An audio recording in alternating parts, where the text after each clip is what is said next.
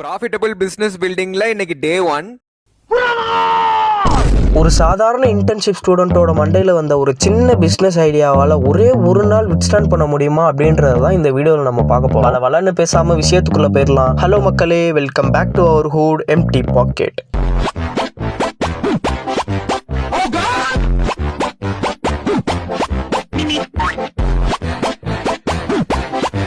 அறிவு இருக்கா? பிளானோட ஆரிஜின் எங்க ஸ்டார்ட் ஆகுது அப்படின்னு பாத்தீங்கன்னா, நானும் வழக்கறிஞரும் டியூட்டி டைம்ல டீ பிரேக் வந்திருந்தோம். டீ குடிக்கிற கேப்ல நான் சும்மா இல்லாம தலைவி கிட்ட கொஞ்சம் பேச்ச போட்டேன். என்ன தலைவா, பானிபூரி ஷாப் ஓபன் பண்ண போறேன்னு சொல்றீங்க, நம்ம ஊர்ல திருவிழா வருது, இந்த டைம்ல ஓபன் பண்ணீங்கன்னா பிசினஸோட ஸ்டார்டிங்கும் நல்ல இதா இருக்குமே அப்படின்னு சொல்லிட்டு. ஆனா ஐயா என்ன சொல்லிட்டாருன்னா, இந்த டைம் ஃபண்ட் இல்ல, நெக்ஸ்ட் டைம் வேணா பாத்துக்கலாம் அப்படின்னு சொல்லிட்டாரு. நான் சும்மா இல்லாம நான் என் காலேஜ் படிக்கும் போது என் ஃப்ரெண்ட்ஸோட டைம் பாஸ்க்கு சேர்ந்த போட்ட பிளான் எல்லாம் இவர்கிட்ட சொல்லி காமிச்சிட்டு இருந்தா, 2 பேருக்கு பிளான் பிடிச்சி பிளான் ஓகே ஆயிடுச்சு. நாங்களே எதிர்பார்க்கல. டீ குடிச்சுக்கிட்டு இருக்கும் போதே என்னென்ன சேல் பண்ணலாம், எவ்வளவு இன்வெஸ்ட் பண்ணலாம், அதுல எவ்வளவு ப்ராஃபிட் எடுக்கணும் எல்லா பில்லையும் போட்டு தீட்டிட்டோம். ஆக்சுவலா என்ன பிளான் அப்படின்னு பாத்தீங்கன்னா, ஊரோட கோவில் திருவிழால ஒரு ஸ்நாக்ஸ் கார்னர் ஓபன் பண்றது. இதுதான் ஸ்நாக்ஸோட மெனு.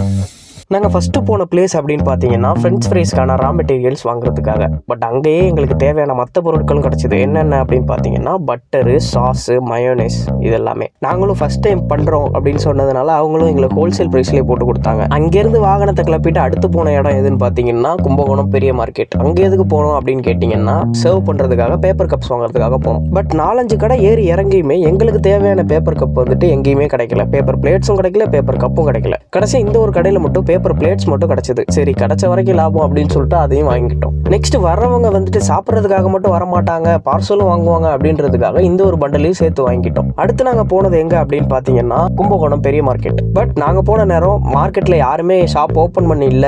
அந்த வேலையை முடிச்சுட்டு பிரெட் ஆம்லேட்டுக்கு தேவையான சாண்ட்விச் பிரெட் எல்லாம் வாங்கிட்டு ஊருக்கு கிளம்பிட்டோம். பேலன்ஸ் இருக்கு எல்லாத்தையும் மார்னிங் வந்து பாத்துக்கலாம் அப்படின்னு சொல்லிட்டு. இது எல்லாம் எப்ப நடக்குது?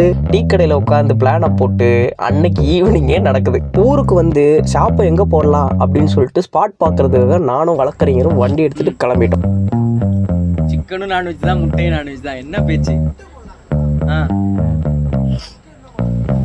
அங்கே போய் நானும் வழக்கறிஞரும் கொஞ்சம் நேரம் வந்து டிஸ்கஸ் பண்ணுறதோ. ஏன்னா லொக்கேஷன் ரொம்ப முக்கியம் இல்லையா? ஷாப்பை நம்ம எங்கே வைக்கிறோம், வர கஸ்டமருக்கு அது விசிபிளாக இருக்கா இல்லையா அப்படின்றத பொறுத்து தானே எல்லாமே. அதுக்கப்புறம் அந்த லொக்கேஷன் எங்களுக்கு செட் ஆகலை. அதனால வேற ஒரு லொக்கேஷனை ஃபிக்ஸ் பண்ணிட்டு வண்டி ரெடி பண்ணலாம் அப்படின்னு சொல்லிட்டு நாங்கள் கிளம்பி வந்துட்டோம். ஆக்சுவலாக இதில் முக்கியமாக பார்க்க வேண்டிய விஷயம் என்ன அப்படின்னா, வண்டி வந்து எங்களோட சொந்த வண்டி தான். அதனால இன்னுமே எங்களுக்கு மேக்கிங் காஸ்ட் வந்து கம்மியாச்சு. போய் பார்த்தா மாச கணக்கில் வண்டியே எடுக்காம ரொம்ப மோசமான நிலைமையில இருந்தது.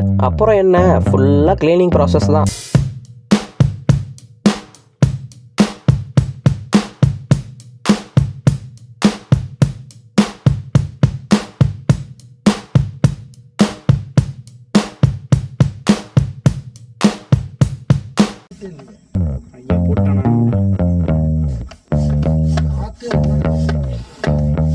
எங்களால் முடிஞ்ச அளவுக்கு எங்கெங்கெல்லாம் அழுக்கு தெரியுதோ அது எல்லாத்தையும் நல்லா க்ளீன் பண்ணிட்டு வண்டியை வெளியே எடுத்துட்டோம். வண்டியில் காற்று இல்லாதனால ரொம்ப கஷ்டப்பட்டு தான் தள்ளிட்டு போகிற மாதிரி இருந்துச்சு. அதுவும் இல்லாமல் வழக்கறிஞர் வேற ஃபர்ஸ்ட் டைம் கடை போடுறதுனால வழக்கறிஞர் பார்த்தீங்கன்னா ரொம்ப கூச்சப்படுறாப்புல. வண்டியை ஒளிஞ்சு கொண்டு போகலான்னு பார்க்குறேன். ஆனால் நாங்கள் கொண்டு போகிற பக்கம்லாம் ஆட்கள் வந்துக்கிட்டே இருக்காங்க. ஃபஸ்ட்டு ஸ்டார்ட் அப்ன்றனால கூச்சமாக இருக்குது. எனக்குமே ஃபஸ்ட் டைம் தான், இருந்தாலும் ஃபஸ்ட் டைம் கடை போடுறதுனால எங்களுக்கு ரொம்ப ஒரு மாதிரி ஷையாக ஃபீல் பண்ணார். யாராவது ஊருக்குள்ளே பார்த்துட்டாங்கன்னா என்ன கேள்வி கேட்டாங்கன்னா என்ன பதில் சொல்கிறது அப்படின்றதுனால ஒளிஞ்சு எடுத்துகிட்டு போயிட்டு இருந்தார். அதுவே நாங்கள் ஒரு 2 hours கிட்ட அந்த வண்டியை ஸ்பாட்டுக்கு எடுத்துகிட்டு போகிறதுக்காகவே செலவு பண்ணியிருப்போம். பல போராட்டங்களுக்கு பிறகு ஆமாம் வண்டியை வளைச்சி ஆத்து மண்ணை திருடுற மாதிரி வண்டி எடுத்துகிட்டு போய் அவன் எங்கே வரான்னு எட்டி பார்த்து கடைசியாக வண்டியை ஸ்பாட்டுக்கு எடுத்துகிட்டு வந்து நிறுத்தியாச்சு. அடுத்த நாள் மார்னிங் பார்த்தீங்கன்னா, நேற்று ஈவினிங் விட்டு போன வாங்க முடியாத இன்க்ரீடியன்ட்ஸ்லாம் திரும்ப வாங்கி ஆகணும் அப்படின்றதுனால கும்பகோணம் கிளம்பணும் நானும் வழக்கறிஞரும். அந்த டைமில் வந்துட்டு திருவிழாவும் ஸ்டார்ட் ஆக ஆரம்பிச்சிருச்சு.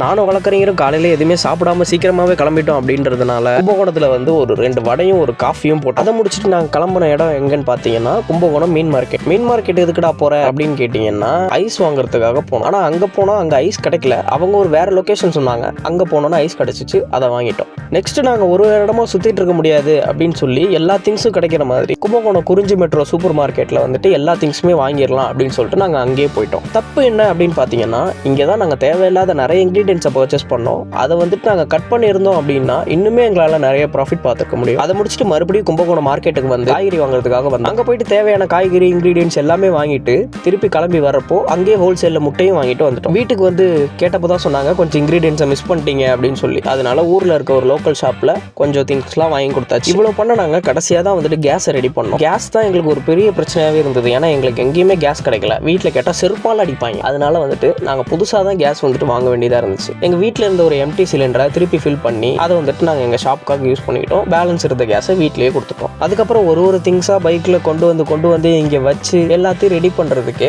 ஈவினிங் 5:30க்கு மேலே ஆயிடுச்சு. இந்த கிளிப் வந்து பார்த்தீங்கன்னா கடையோட பீக் டைமில் எடுத்தது. இதை விடவும் கூட்டம் அதிகமாக இருந்தது. ஏன்னா எடுக்கிறதுக்கு அப்போ யாருமே இல்லை, நான் மட்டும் தான் இருந்தேன். Obviously I am the master chef தேர்.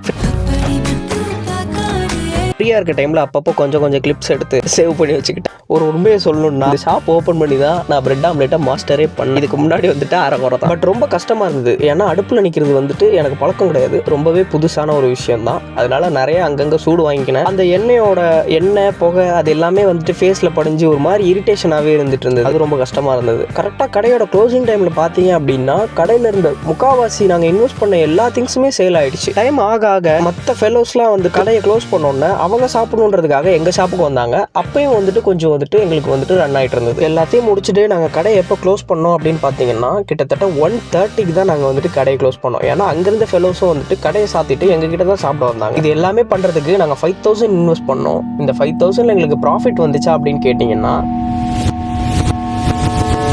வந்துச்சு.